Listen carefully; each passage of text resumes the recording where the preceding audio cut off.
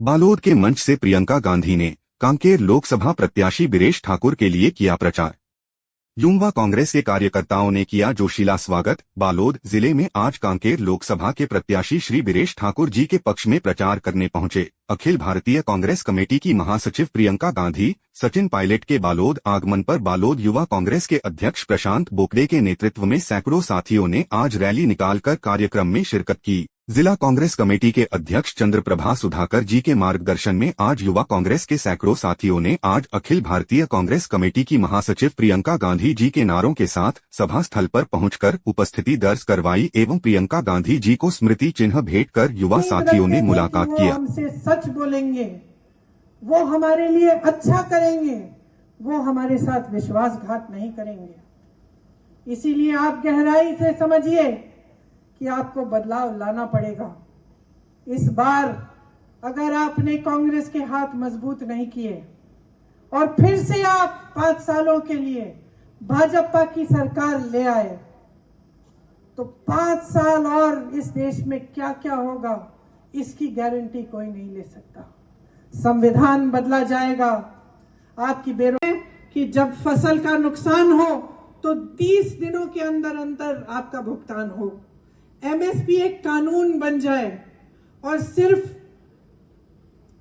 MSP उन उपजों पे ना हो जिस पर आपका कोई फायदा ना हो, मतलब कि जो आपकी जो यहाँ की उपज है उस पे भी एमएसपी का कानून बने। खेती के सारे सामान जीएसटी से मुक्त हो जाए, मतलब कि आज जो आप जीएसटी दे रहे हैं जिसकी वजह से जितने भी सामान आप इस्तेमाल करते हैं उस पे जीएसटी लगी हुई है और महंगे हो गए हैं, वो जीएसटी जब हट जाएगी तो वो सामान और सस्ते हो जाएंगे। तो आपके लिए युवा कांग्रेस जिंदाबाद, प्रियंका गांधी जिंदाबाद, प्रियंका गांधी जिंदाबाद। आई है कि ये आपके अधिकारों को कमजोर करना चाहते हैं। इसी संविधान ने आपको वोट दिया, इसी संविधान ने आपको आरक्षण दिए, इसी संविधान ने आदिवासियों की संस्कृति को बचाकर रखा, इसी संविधान ने इस देश के दलितों को आगे बढ़ाने का काम किया और ये इस संविधान को ही बदलना चाहते हैं। ये आपके अधिकारों को कमजोर करना चाहते हैं और ये मत समझिए कि ये कोई दूर की बात है कि संविधान को बदल डाला तो आपके जीवन पे असर नहीं होगा। ये बहुत बड़ी गलतफहमी होगी आपकी अगर आप ऐसा समझेंगे। आपके जीवन पे इसका डायरेक्ट असर पड़ेगा, सीधा असर पड़ेगा।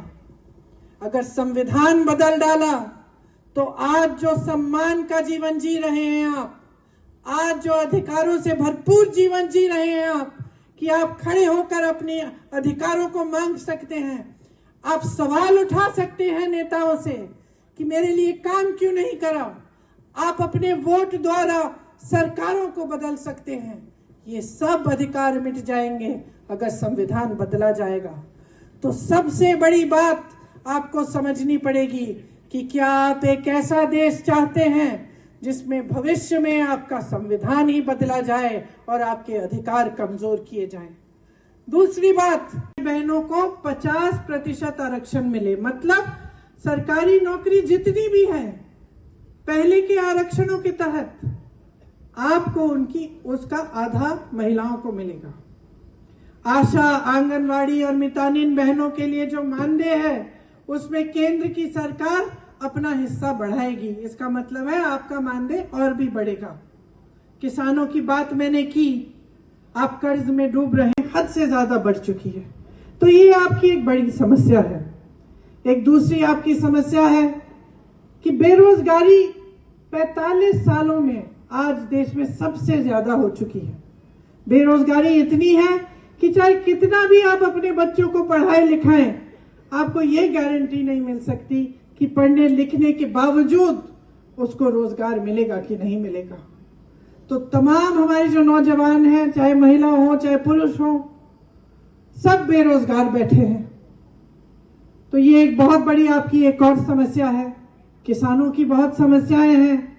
आज किसान भी महंगाई से जूझ रहा है, जितने भी सामान आप खेती में इस्तेमाल करते हैं सब पे जीएसटी है, सब महंगे हो गए हैं, पेट्रोल के दाम बढ़ गए हैं, डीजल के दाम बढ़ गए हैं, तो किसान खेती में भी कमा नहीं पा रहा है।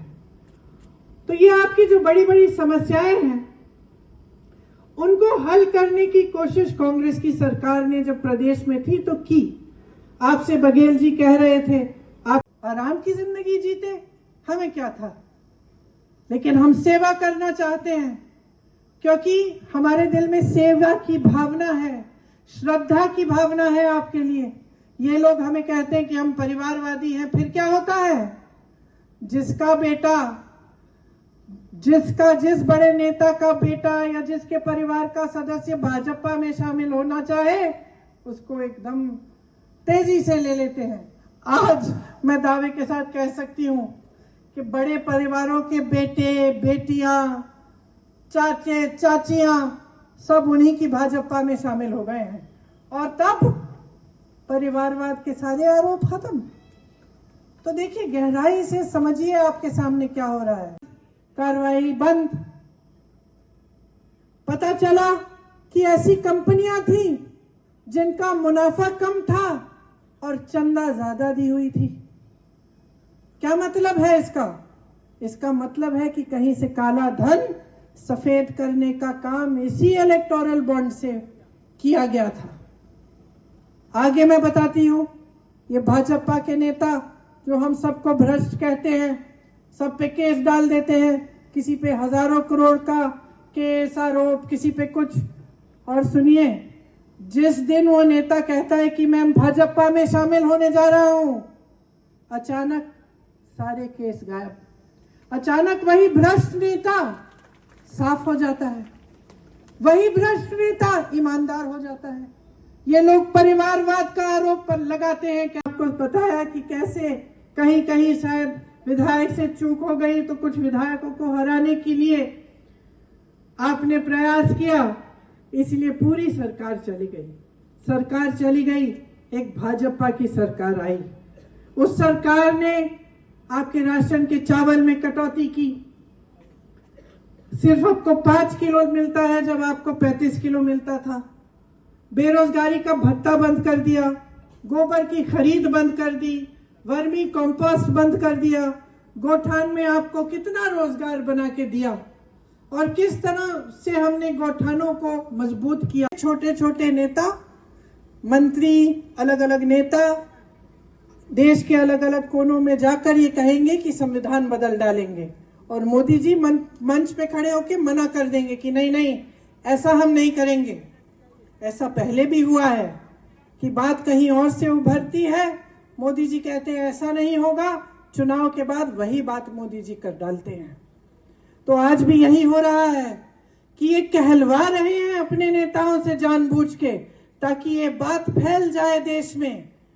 शुरू में ये नकारेंगे इस बात को, कहेंगे कि नहीं नहीं ऐसी कोई बात नहीं है, वो तो नेता अपने आप कह दिया।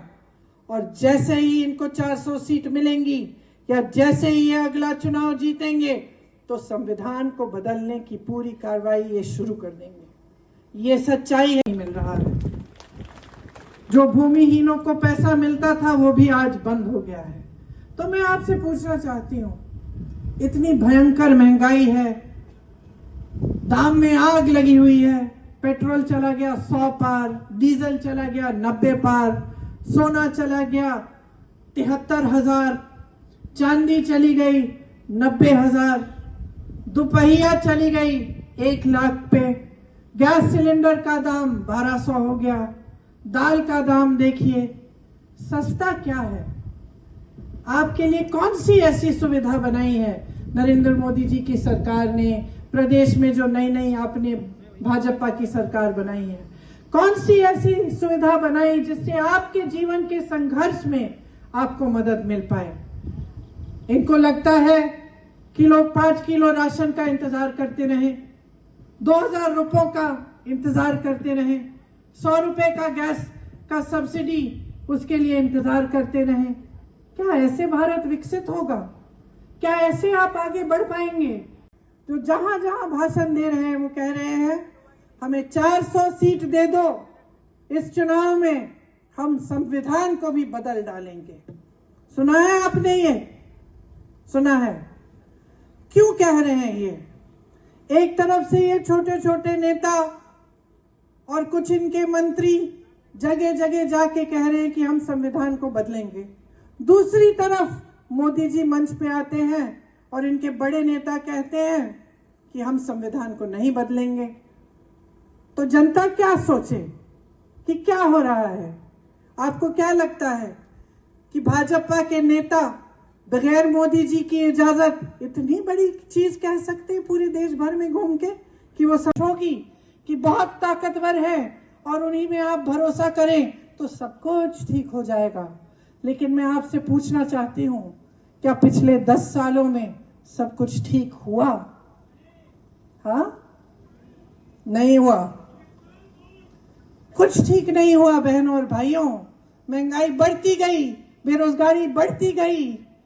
मंच पे आते हैं तो इधर उधर की बातें करते हैं ताकि आपका ध्यान भटकाया जाए।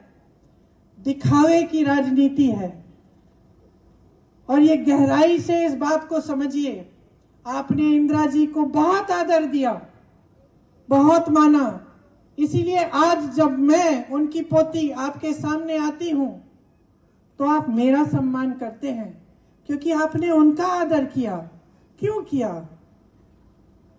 दिखावे के लिए नहीं किया, आपने इसलिए किया कि आपके घरों में आई, आपके बीच आई, आपकी समस्याओं को उन्होंने समझा, कोशिश की कि आपको आपके पट्टे वापस दिए जाएं, आपको अपने अधिकार वापस दिए जाएं, आप अपने पैरों पे खड़े हों।